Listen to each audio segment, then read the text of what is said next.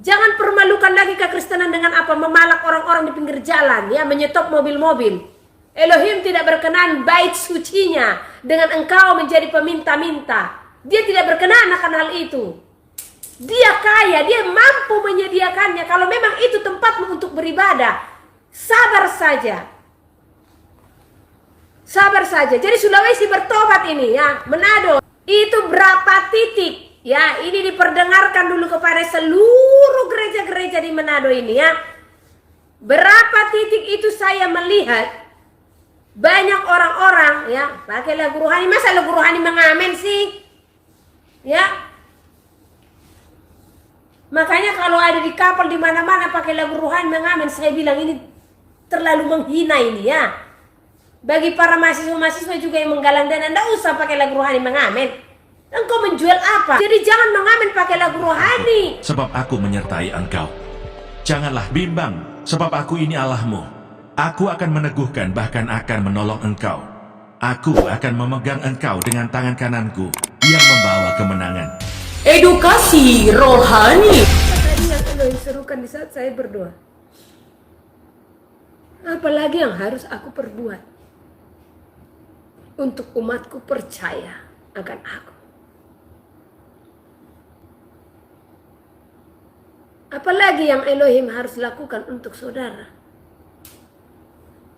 Supaya saudara mengerti betapa besar pengorbanan yang telah diberikannya agar engkau layak masuk surga. Adakah saudara mengerjakan keselamatan itu? Adakah saudara mengerjakan setiap tetesan darahnya? Adakah saudara mengerjakan bagaimana hembusan nafasnya? Harus selesai di kayu salib, menyelesaikan seluruh pertandingan. Menyelesaikan dosa saudara dan saya. Sesukai sebuka tersebut hikmah sudah tuh beris ada tuh ada kayak berisir gitu.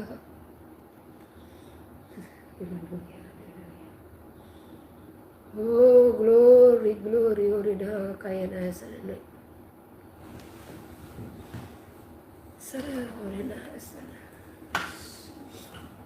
Hanya kesedihan yang ada di saat aku mengingat hari ini.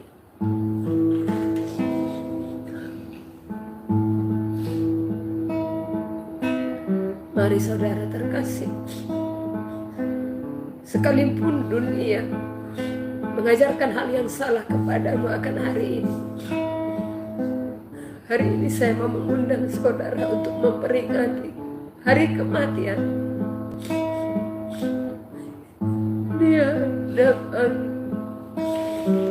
di hadapan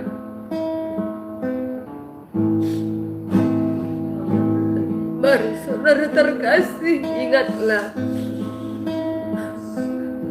di saat dia dibawa oleh tentara-tentara Romawi, apa yang dia tunjukkan? Kasih. Di saat telinga mereka ditebas, apa yang dia nyatakan? Dia menyatakan kasih, saudara. Di saat dia dibawa, dia diam.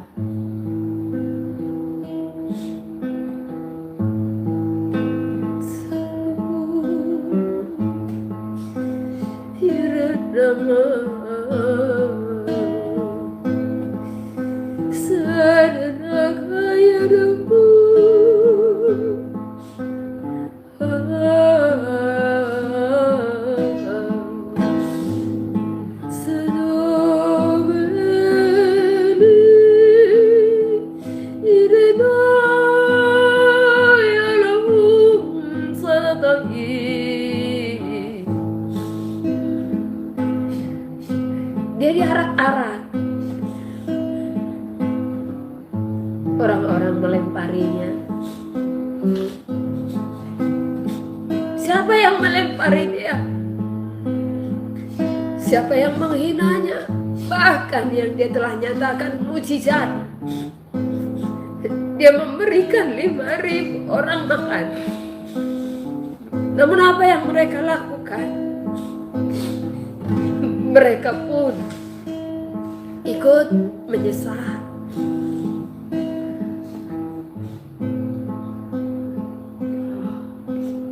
Dia dilempari. Apa yang dia lakukan? Dia hanya menatap dan diam. Apa yang ada di dalam hatinya? Anakku, aku mengasihimu. Apa yang ada di dalam hatinya? Anakku, kenali akulah bapamu. Namun manusia tidak mengenalnya. Hirana sungguh dedas. Kita sudah dengar karena inalas. Lihat bagaimana mahkota duri ditaruhkan di atas kepalanya, mengingatkan kekerasan hati manusia. Namun dia mematahkan semua itu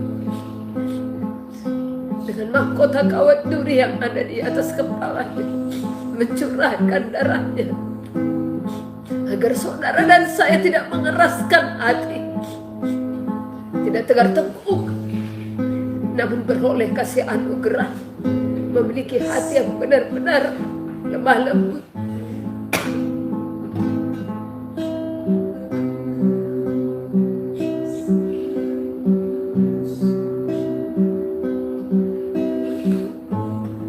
Lihat,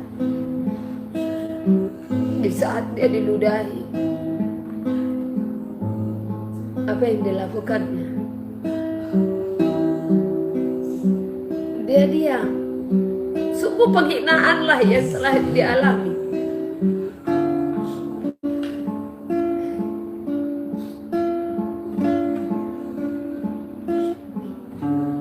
Lihat, di saat dia dipasangkan jubah kebesaran, bukankah itu penghinaan yang sangat besar sesungguhnya di hadapan dia?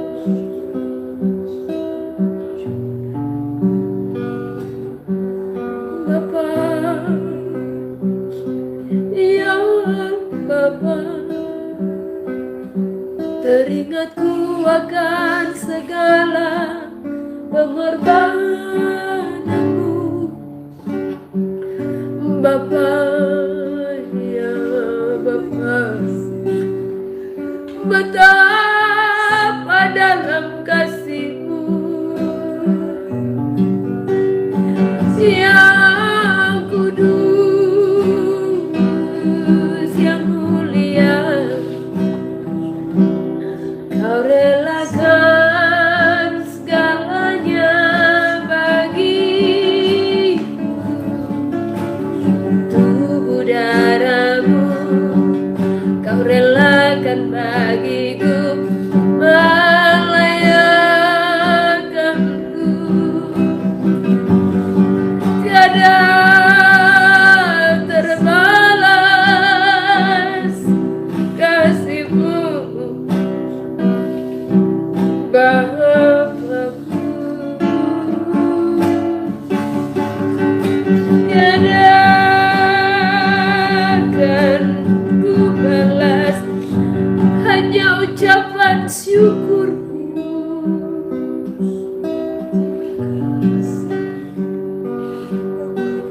Tiada yang bisa aku lakukan selain menaikkan pujian di hadapan-Mu, Bapa-Ku dan Raja-Ku.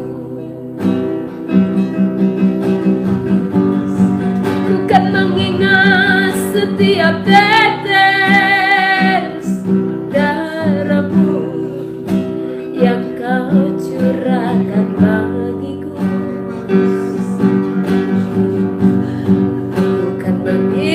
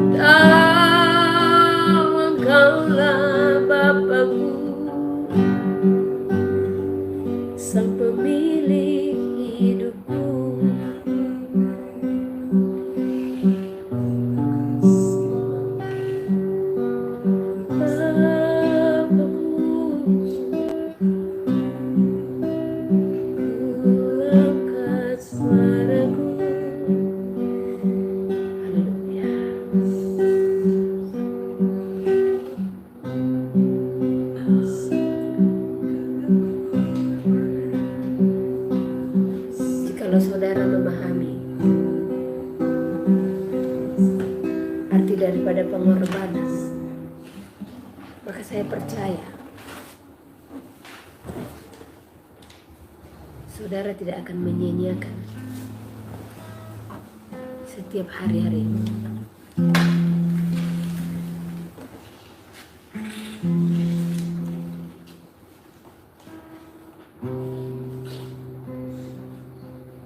Hari yang diperingati oleh seluruh umat manusia di bulan-bulan ini sungguh hari yang tidak mau aku ingat, karena aku hanya akan mengingat sakitnya. Saya sedikit bersaksi kepada saudara. Ada satu hari di mana di saat saya berdoa, saya sudah pernah saksikan kepada saudara. Hari itu saya diberi penglihatan akan kekelaman. Dan hari itu juga tiba-tiba saya merasakan ada yang memukul punggung saya. Ya. Itu punggung saya tercambuk. Ya. Dan pada malam itu saya merasakan semua kesakitan itu kepala saya itu seperti ada kawat yang menusuk. Ya. Sampai tangan saya rasakan, makanya saya tahu itu dipaku itu di sini. Ya. Jadi tiba-tiba tangan saya seperti ini dan saya merasakan ada yang menusuk dan itu sampai ke jantung. Ya. Makanya saya bisa tahu dia itu mulai lemah tubuhnya di saat paku tertancap di nadinya. Satu sisi saya bersyukur diberikan anugerah untuk mengalami itu. Ada berapa jam saya tidak katakan mati, hanya di saat nafas ini sudah seperti itu saya rebah terjatuh, dan sampai jam 4:30 pagi baru mata saya terbuka. Dan sering setiap bulan-bulan seperti ini saya merasakan itu gitu. Sampai detik ini saya bahkan tidak bisa melihat kalau ada foto-foto yang dikirim penyisahan dia, tidak bisa, karena itu jantung saya langsung lemas. Jadi kalau ada mengirim itu ke grup atau ke WA saya tidak buka, langsung saya hapus. Ya, saya sebenarnya ingin saudara merasakan supaya saudara tahu bukan pengorbanan yang kecil yang dia lakukan untuk menebus kita. Aku mengasihi dia. Ya, saya hanya harapkan saudara juga mengasihi dia, bukan hanya dengan kata-kata, tetapi dengan perbuatan. Nyatakan kasih. Engkau yang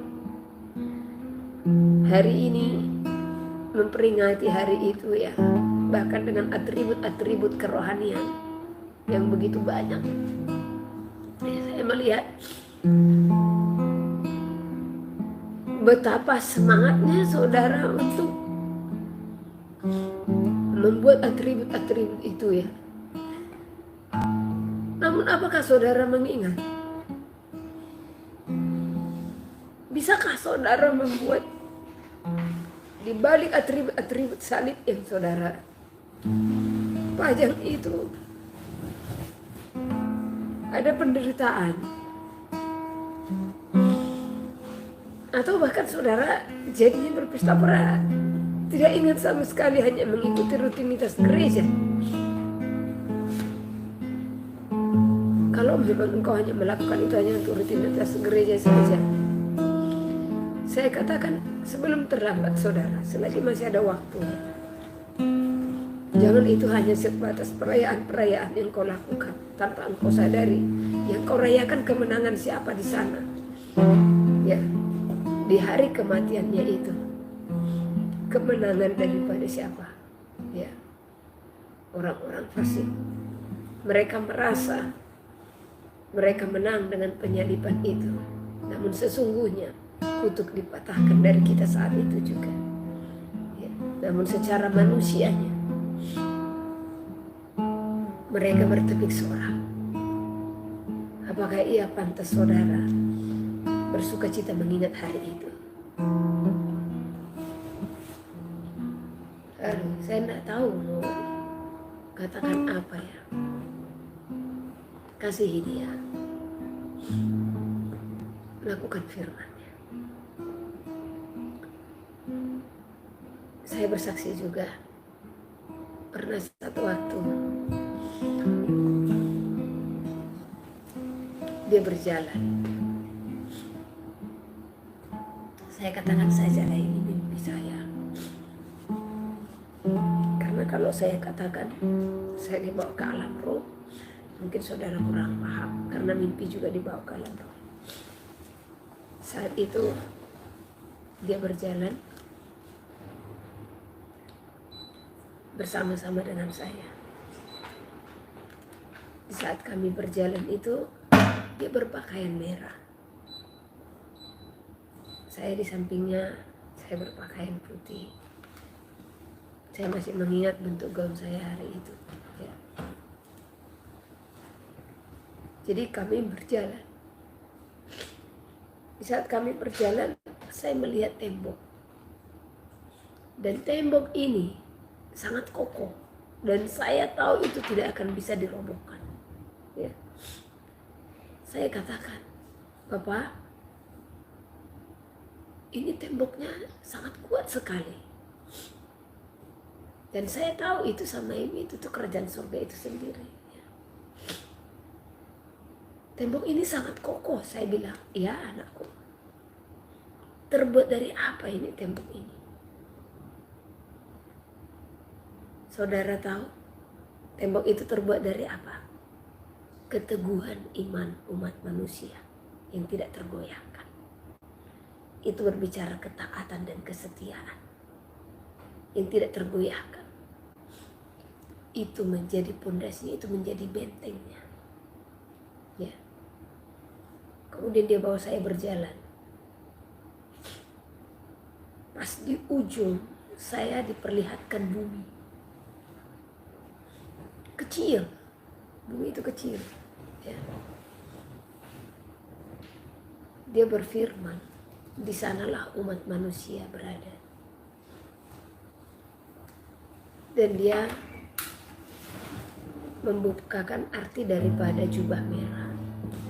Karena dulu kalaupun saya melihat gambar-gambar seperti itu, saya bukan orang yang langsung yang gampang seperti orang kan akhirnya berimajinasi seperti itu. Enggak.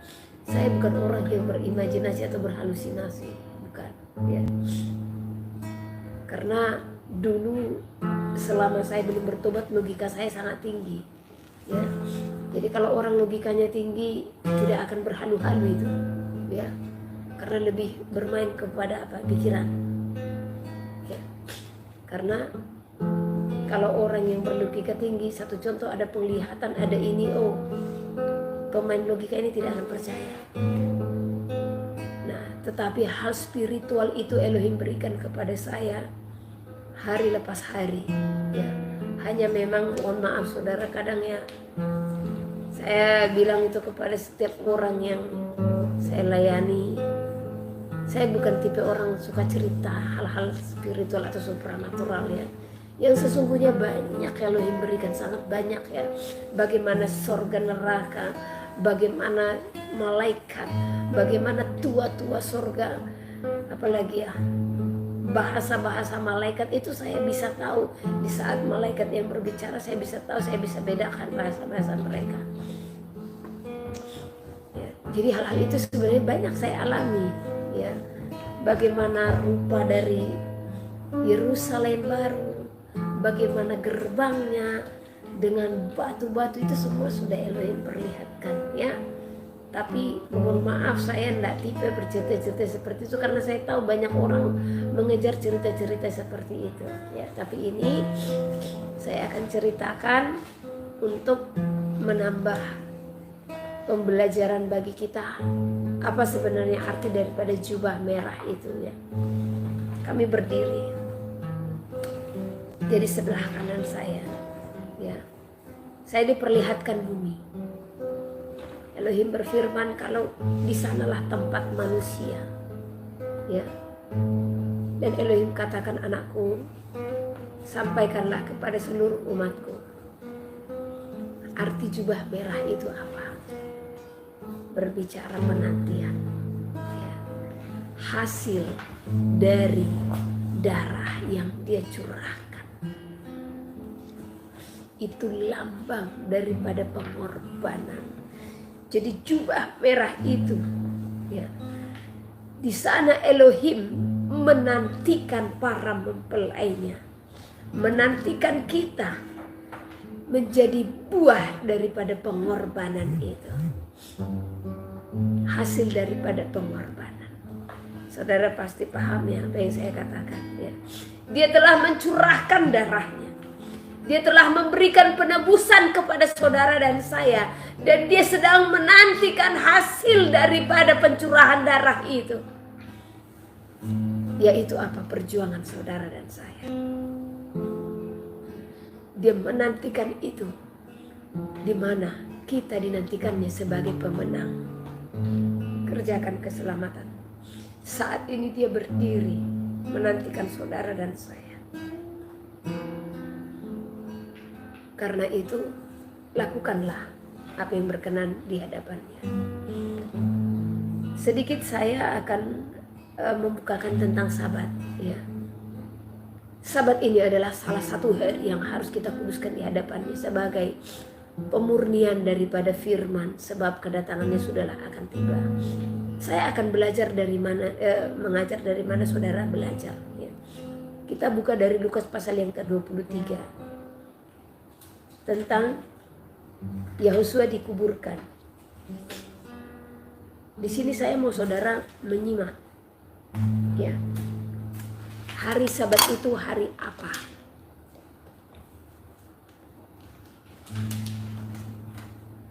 Lukas pasal yang ke-23 ayat 50 sampai 56b. Yahusua dikuburkan. Nah, hari ini saudara memperingati hari kematiannya. Dan saya ingat, karena saya basically-nya Protestan ya. Setiap jam sore itu adalah itu lonceng gereja selalu dibunyikan ya. Mengingat bagaimana katanya dia jam 3 sore itu wafat.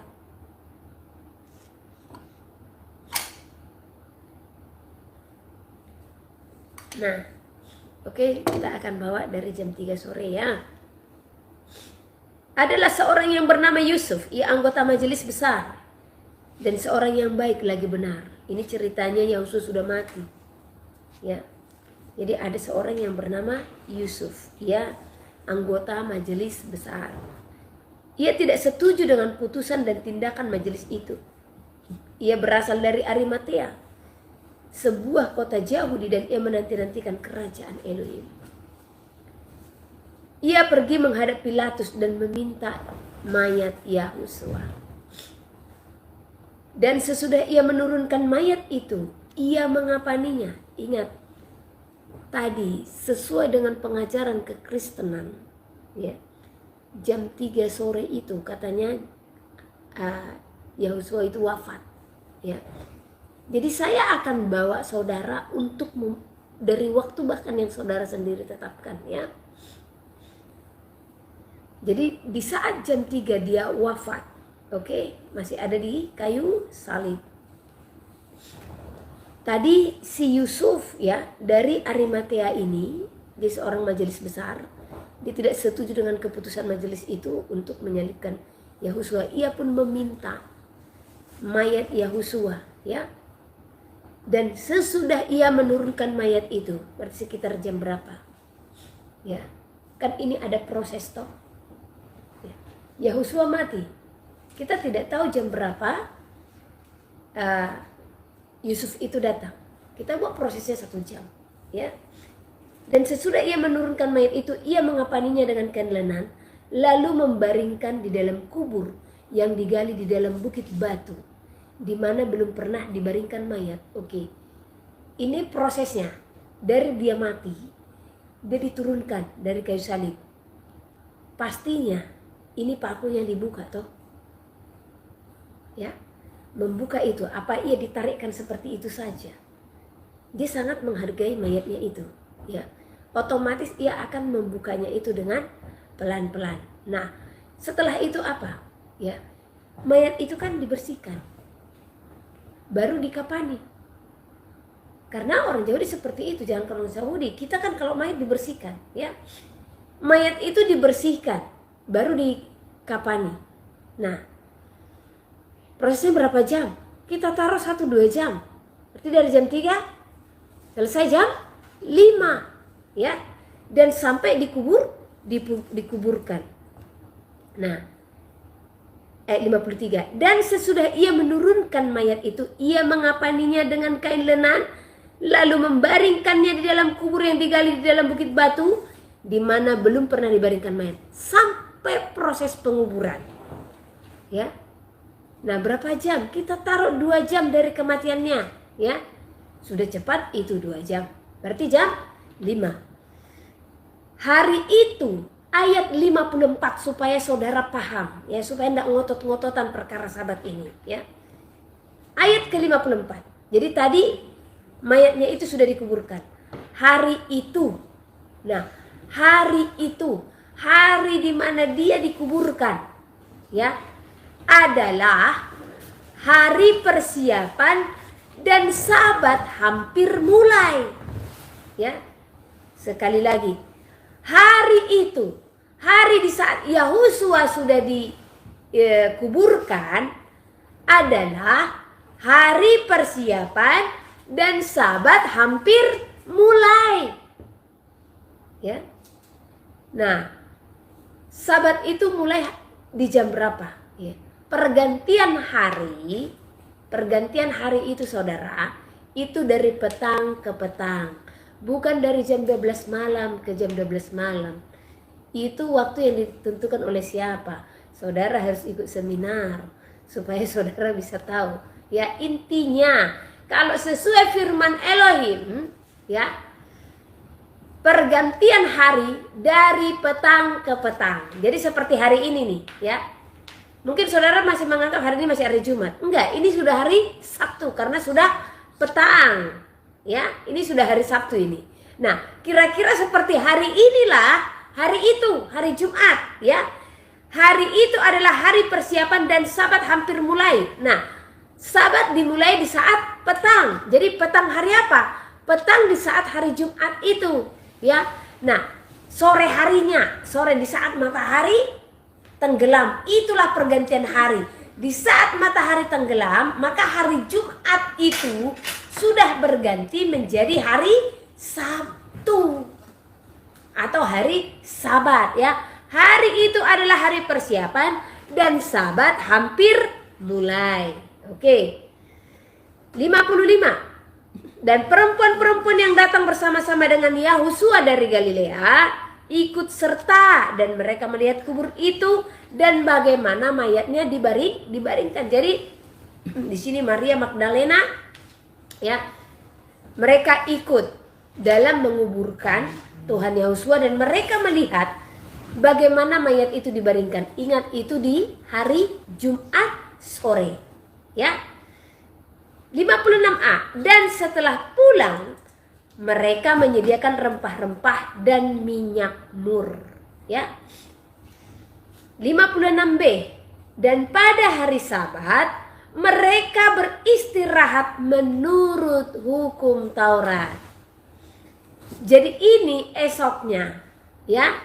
Nah, di titah keempat, ingat dan kuduskanlah hari Sabat. Jadi seharusnya rempah-rempah itu, kalau seseorang mati, rempah itu harus esoknya rempah itu ditaruhkan, ya. Tetapi karena itu hari Sabat, mereka beristirahat. Jadi mereka tidak pergi ke kuburan untuk menaruhkan rempah-rempah di dalam kuburan. Tuhan Yahusua itu, Elohim Yahusua itu sendiri, ya. Nah, Apa yang mereka lakukan? Kan tadi menjelang Sabat mereka sudah menyediakan rempah-rempah dan minyak mur, ya. Namun pada hari Sabat besoknya itu, ya, Sabat penuh, ya. Jadi mereka itu melakukan Sabat sepenuhnya.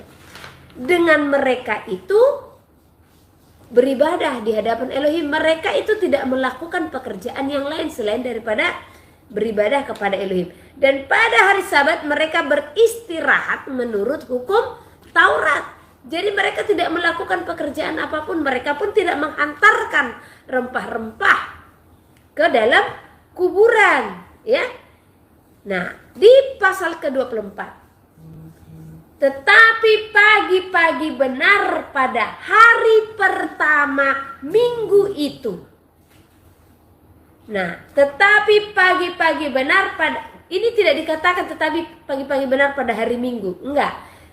Tetapi pagi-pagi benar pada hari pertama minggu itu, mereka pergi ke kubur membawa rempah-rempah yang telah disediakan mereka. Oke. Pagi-pagi benar pada hari pertama. Nah, sekarang saya mau tanya saudara. Saudara merayakan hari kebangkitannya itu di hari apa? Hari ketiga. Hari ketiga setelah kematian. Nah, hari ketiga setelah kematian itu adalah hari pertama pada minggu itu. Jatuh kepada hari apa? Hari Minggu. Ya. Tetapi tadi kan dia mati hari Jumat. Oke? Nah, mayatnya diminta oleh Yusuf dari Arimatea. Dibersihkan dulu, dikapani, baru dimasukkan ke dalam kubur. Dan saat itu juga Maria Magdalena dan ikut untuk menguburkan mayat Yahusua, ya. Dan dikatakan Jumat itu, Jumat sore itu hari persiapan Sabat hampir mulai. Berarti Jumat sorenya, petangnya itu sudah Sabat, ya. Nah, jadi sebelum ketemu Sabat, para perempuan itu mempersiapkan rempah-rempah yang hendak dihantarkan kemana? Ke kuburan, ya. Nah, tetapi hari Sabtu itu mereka itu beristirahat. Karena apa? Itu sesuai hukum Taurat. Jadi rempah-rempah itu mereka simpan. Mereka tidak hantarkan. Dan mereka hendak menghantarkan itu setelah selesai Sabat dulu, ya. Setelah selesai Sabat baru mereka pergi ke kuburan. Nah, jadi di hari apa itu? Hari pertama pada minggu itu. Nah, hari pertama pada minggu itu, ya, hari apa? Hari Minggu, ya. Mereka mendapati batu sudah terguling dari kubur itu, dan setelah masuk mereka tidak menemukan mayat Yahusua. Sementara mereka berdiri termangu-mangu karena hal itu, tiba-tiba ada 2 orang berdiri dekat mereka memakai pakaian yang berkilau-kilauan. Mereka sangat ketakutan dan menundukkan kepala. Tetapi kedua orang itu berkata kepada mereka, "Mengapa kamu mencari dia yang hidup di antara orang mati? Ia tidak ada di sini, ia telah bangkit. Ingatlah apa yang dikatakannya kepada kamu ketika ia masih di Galilea, yaitu bahwa anak manusia harus diserahkan ke tangan orang-orang berdosa dan disalibkan, dan akan bangkit pada hari yang ketiga." Ya, setelah kematiannya lah dia akan bangkit pada hari yang ketiga. Ya, tetapi hari ketiga itu adalah hari yang pertama pada minggu itu, jatuh kepada hari Minggu. Jadi hari pertama pada minggu itu adalah hari Minggu. Jadi kita beribadah di hari apa? Hari yang ketujuh. Ingat dan kuduskanlah hari Sabat. Ingatlah, hari Minggu tadi hari yang pertama.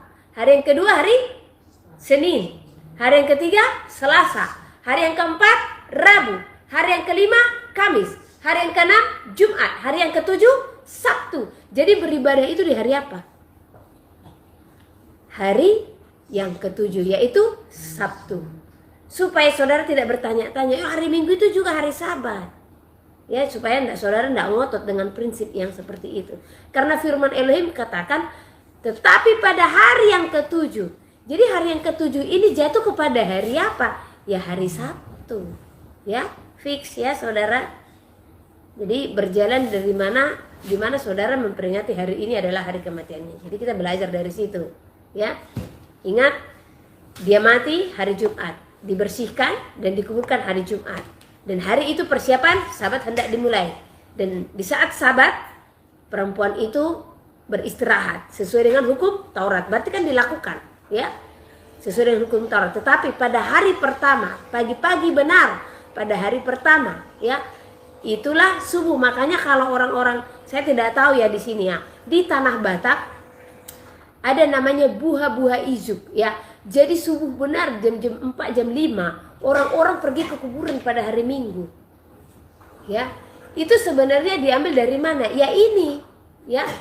Pagi-pagi benar pada hari pertama pada minggu itu, ya ini. Jadi hari Minggu adalah hari pertama. Sah. Jadi hari ketujuh adalah hari Sabtu. Jadi kita beribadah di hari apa? Sabtu. Oke? Nah, karena itu adalah firman. Baiklah saudara terkasih, ya. Ini renungan yang diberikan bagi kita pada malam hari ini. Dan saya meminta bagi saudara-saudara dimanapun berada, ya, janganlah aksesoris kerohanianmu luar biasa, ya. Ini di Sulawesi, Manado, ya, Sulawesi Utara lah dulu tepatnya, karena dari beberapa minggu yang silam, ya,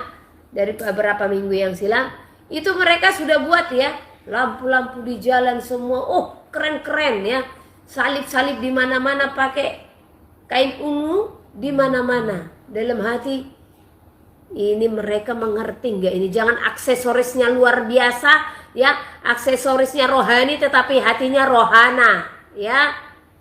Jadi bagi saudara-saudara dimanapun saudara berada, tahu nggak arti rohana itu? Orang yang berjalan di dalam kehendak hatinya sendiri, ya. Jangan cuman aksesorismu yang rohani tetapi hatimu rohana, ya. Luar biasa aksesoris itu. Namun apa? Pesta pora kemabukan tetap berjalan. Itu namanya penghinaan di hadapan Elohim. Belum lagi saya sangat malu melihat orang-orang di pinggir jalan meminta sumbangan-sumbangan, ya, untuk acara-acara ini atau untuk bangun gereja. Saya katakan ini bukan tindakan yang dikenan oleh Elohim, ya. Ini saudara-saudara yang ada di Manado, Sulawesi, mata saya sakit melihat itu. Di dalam Elohim tidak ada peminta-minta. Cukupkan dirimu dengan apa yang ada padamu. Kalau belum bisa membangun gedung mewah, ya sudah. Apa yang ada dulu fasilitasnya, percaya, lipat tangan, berdoa. Hidup dalam kebenaran. Elohim tidak menghendaki peminta-minta. Malu itu, ya. Ini orang-orang, ya, yang menyebut dirinya Kristen tetapi membuat kotak-kotak di pinggir jalan sumbangan untuk gereja-gereja. Memalukan ini. Ini mempermalukan Elohim, ya. Mau saudara keberatan, jelas saya katakan, Elohim tidak berkenan umatnya sebagai peminta-minta. Kenapa engkau katakan mau membangun gereja tetapi harus apa? Stopkan mobil-mobil, ya. Buat kotak-kotak segala macam. Bukan seperti itu dikenan oleh Elohim. Dia kaya. Dia dahsyat. Mukjizatnya nyata, kuasanya nyata. Tinggal perkaranya bagaimana engkau yang meminta. Doa orang benar besar kuasanya. Ini mempermalukan itu namanya. Jadi stopkan itu semuanya, ya.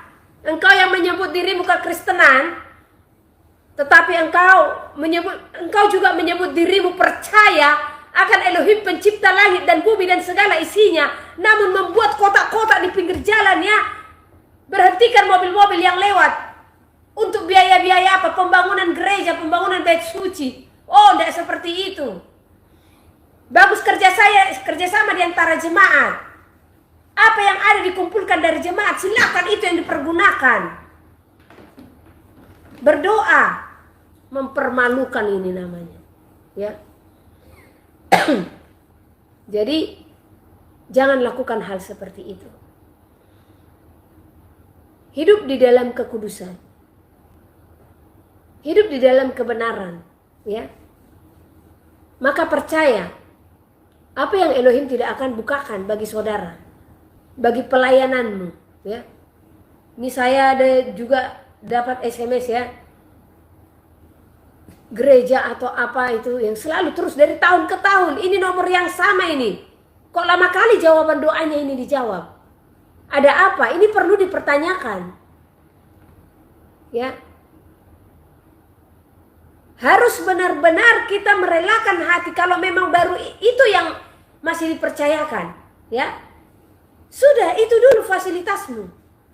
Tetapi tetap berdoa, tetapi engkau yang merasa mampu untuk menopang pelayanan itu, kenapa harus berdiam? Ya? Kenapa harus mengizinkan jemaat meminta-minta sementara engkau punya?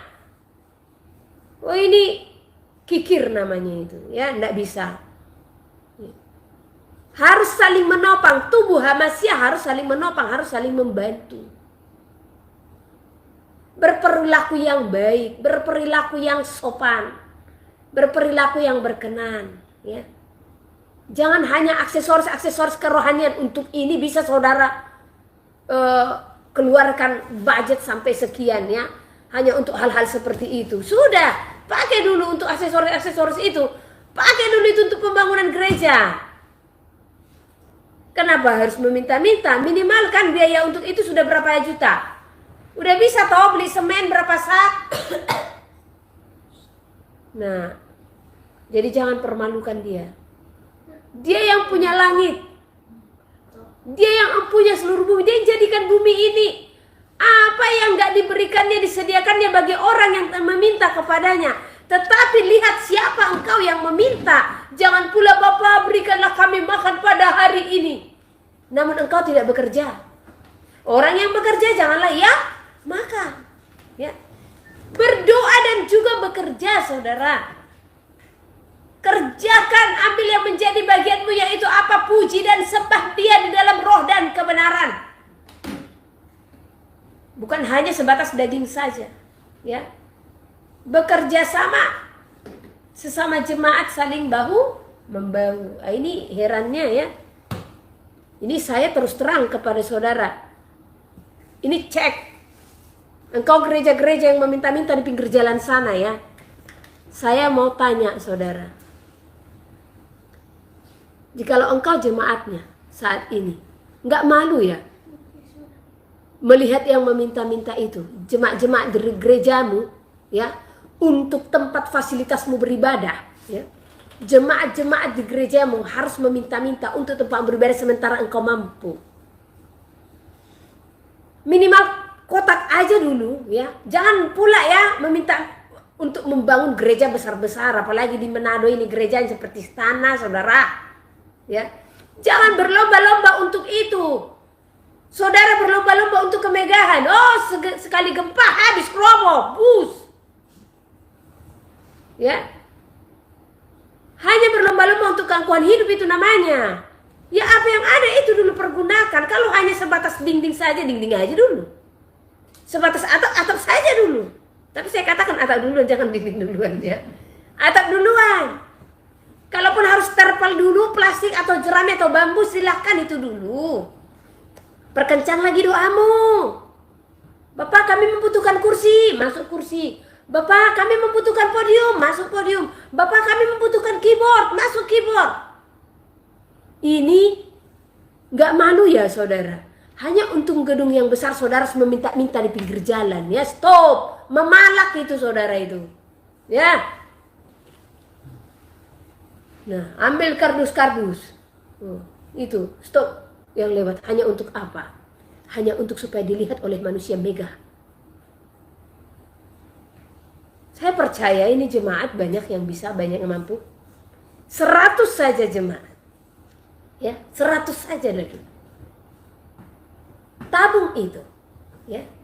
Dalam 1 tahun, 1 kakak, 1 juta. 1 tahun itu apa sulit engkau memberikan 1 juta saja 1 tahun kepada gerejamu, saudara? Ya, kalau sulit, berdoa lebih lagi. Kalau 1 juta 1 tahun, tidak nyampe itu 100.000 1 bulan, benar enggak? Nah, kumpulkan itu, hai gembala-gembala, ya. Kumpulkan di dalam kas, jangan pula nanti ada kas kau putar-putar lagi, ya kan? Supaya bunga berbunga, berlimpah-berlimpah. Nah, ini seperti saya harus mengajar dulu gereja-gereja ini, ya. 100 jemaat.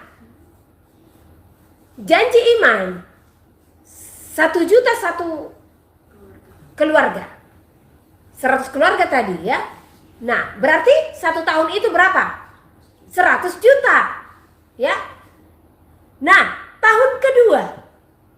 Tahun pertama yang 100 juta ini bangun dulu pondasi. Kan bisa toh nyicil-nyicil. Ya. Bangun pondasi. Tahun kedua berjalan lagi, ya. Bangun atap. Sudah. Dalam 3 tahun sudah tertutup 300 juta, tidak cukup. Sini saya yang bangun. Kasih uang 300 juta saya bangun, itu tertutup semuanya. Seperti itu saudara. Apa tidak bisa membangun 300 juta? Bisa. Ya. Karena saya tahu harga semen. Semen 1 sak 60 sekian ribu. Nah, untuk bangunan 1 meter membutuhkan berapa batu bata, berapa semen, itu bisa saya tahu, bisa saya hitung. 300 juta itu janji iman jemaat 3 tahun. Dari 100 jemaat. Oke, jemaatnya 50, kita potong 6 tahun. Sabarlah dulu 6 tahun itu. Jangan pula lirik, aduh gereja yang di sebelah sana, oh keren sekali keramiknya, oh granit. Ya, oh bentuknya seperti ini. Ngapain berlomba-lomba untuk membangun menara Babel menjadi lambang keangkuhan, kesombongan? Ya, jangan. Bukan seperti ini yang Elohim mau. Untuk apa bangunanmu mewah, tetapi di dalamnya hanya apa? Tulang belulang. Tahu artinya? Mati roh. Sekalipun bangunanmu bahkan tidak layak dipandang oleh manusia, tetapi engkau menyalakan api dari dalamnya. Bukankah ini yang Elohim lihat, saudara? Bagaimana spiritmu menyala-nyala di dalam Elohim, ya? Bagaimana hatimu berkobar-kobar sebagai penyembah, ya? Berdoa untuk kotamu, berdoa untuk keluargamu, berdoa untuk seluruh wilayahmu, sanak saudaramu. Jangan permalukan lagi kekristenan dengan apa? Memalak orang-orang di pinggir jalan, ya, menyetop mobil-mobil. Elohim tidak berkenan bait sucinya dengan engkau menjadi peminta-minta. Dia tidak berkenan akan hal itu. Dia kaya, dia mampu menyediakannya. Kalau memang itu tempatmu untuk beribadah, sabar saja. Sabar saja. Jadi Sulawesi bertobat ini, ya. Manado tepatnya. Saya lihatlah dulu, ya. Ini di kota ini Manado banyak kan? Sampai nggak Manado ke sana itu? Yang kita lewat kemarin itu. Masih di sini Manado? Ya, oke. Hari itu kami hendak perjalanan ke Langoan. Itu berapa titik? Ya, ini diperdengarkan dulu kepada seluruh gereja-gereja di Manado ini, ya. Berapa titik itu saya melihat banyak orang-orang, ya, pakai lagu rohani. Masa lagu rohani mengamen sih? Ya. Makanya kalau ada di kapal di mana-mana pakai lagu rohani mengamen, saya bilang ini terlalu menghina ini, ya. Bagi para mahasiswa-mahasiswa juga yang menggalang dana, enggak usah pakai lagu rohani mengamen. Engkau menjual apa? Masa mazmurmu engkau keluarkan dari mulutmu hanya untuk meraup rupiah? Mazmur itu hanya kepada Elohim.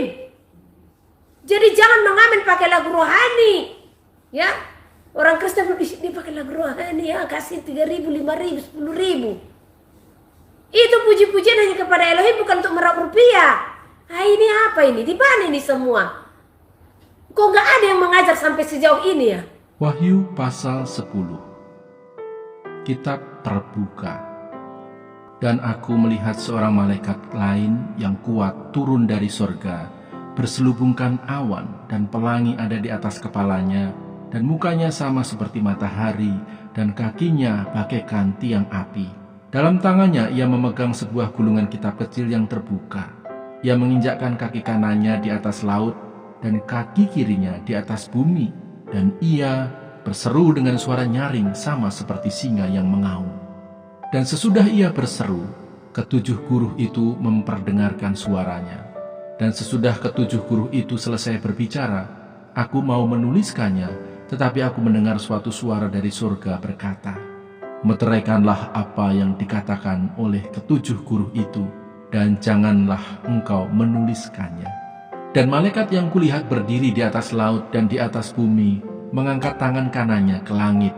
Dan ia bersumpah demi Dia yang hidup sampai selama-lamanya, yang telah menciptakan langit dan segala isinya, dan bumi dan segala isinya, dan laut dan segala isinya, katanya, tidak akan ada penundaan lagi.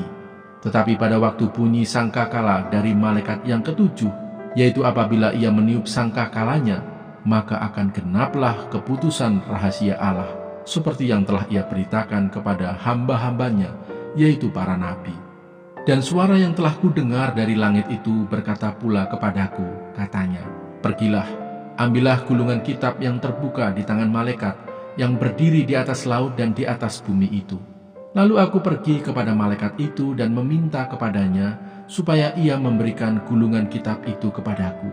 Katanya kepadaku, ambillah dan makanlah dia. Ia akan membuat perutmu terasa pahit, tetapi di dalam mulutmu ia akan terasa manis seperti madu.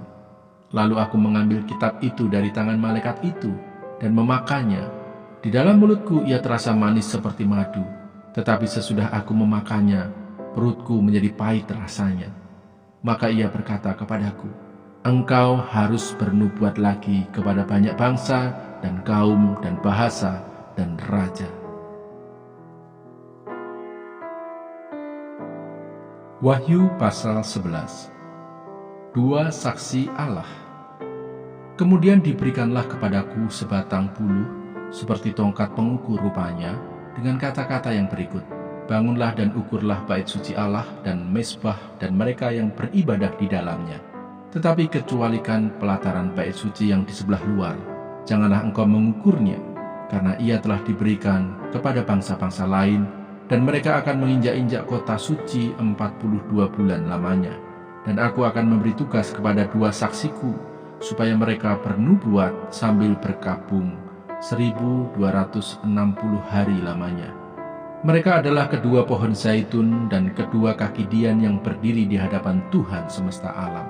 Dan jikalau ada orang yang hendak menyakiti mereka, keluarlah api dari mulut mereka menghanguskan semua musuh mereka. Dan jikalau ada orang yang hendak menyakiti mereka, maka orang itu harus mati secara itu. Mereka mempunyai kuasa menutup langit, supaya jangan turun hujan selama mereka bernubuat. Dan mereka mempunyai kuasa atas segala air untuk mengubahnya menjadi darah, dan untuk memukul bumi dengan segala jenis malapetaka setiap kali mereka menghendakinya. Dan apabila mereka telah menyelesaikan kesaksian mereka, maka binatang yang muncul dari jurang maut akan memerangi mereka dan mengalahkan serta membunuh mereka. Dan mayat mereka akan terletak di atas jalan raya kota besar, yang secara rohani disebut Sodom dan Mesir, di mana juga Tuhan mereka disalibkan. Dan orang-orang dari segala bangsa dan suku dan bahasa dan kaum melihat mayat mereka 3,5 hari lamanya, dan orang-orang itu tidak memperbolehkan mayat mereka dikuburkan. Dan mereka yang diam di atas bumi bergembira dan bersukacita atas mereka itu, dan berpesta dan saling mengirim hadiah, karena kedua nabi itu telah merupakan siksaan bagi semua orang yang diam di atas bumi. 3,5 hari kemudian masuklah roh kehidupan dari Allah ke dalam mereka, sehingga mereka bangkit, dan semua orang yang melihat mereka menjadi sangat takut. Dan orang-orang itu mendengar suatu suara yang nyaring dari sorga berkata kepada mereka, naiklah kemari. Lalu naiklah mereka ke langit, diselubungi awan, disaksikan oleh musuh-musuh mereka. Pada saat itu terjadilah gempa bumi yang dahsyat, dan 1/10 bagian dari kota itu rubuh, dan 7.000 orang mati oleh gempa bumi itu, dan orang-orang lain sangat ketakutan, lalu memuliakan Allah yang di sorga. Celaka yang kedua sudah lewat, lihatlah, celaka yang ketiga segera menyusul. Janganlah takut, sebab aku menyertai engkau. Janganlah bimbang, sebab aku ini Allahmu. Aku akan meneguhkan, bahkan akan menolong engkau. Aku akan memegang engkau dengan tangan kananku yang membawa kemenangan. Edukasi rohani.